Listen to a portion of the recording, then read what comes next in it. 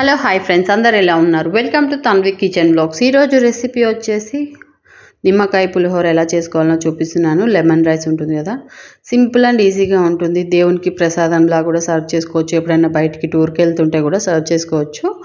చాలా బాగుంటుంది రెసిపీ అనేది, ఒకసారి ట్రై చేయండి. అలానే 2 days కూడా నిల్వ ఉంటుంది ఇది.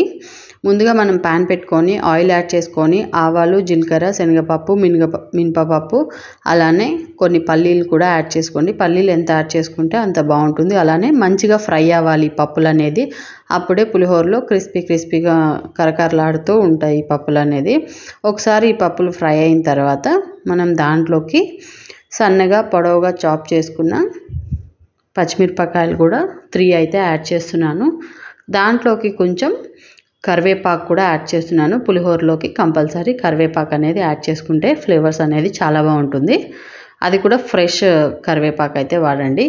అది కూడా ఒక 2 minutes ఫ్రై అయిన తర్వాత దాంట్లోకి నేను హాఫ్ లైమ్ జ్యూస్ అయితే యాడ్ చేస్తున్నాను.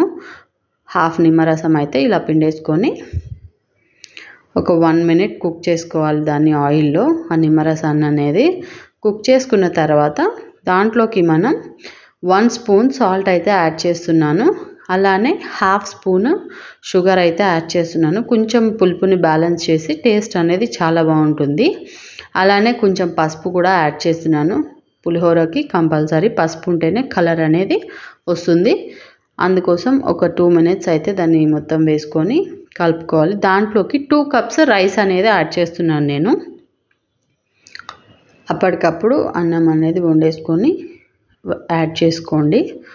అలానే ఇదంతా కలిసేలాగా కలుపుకొని ఒక 2 minutes కుక్ చేసుకుంటే సరిపోతుంది.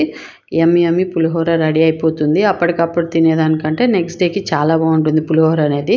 కంపల్సరీ ట్రై చేయండి. Thank you.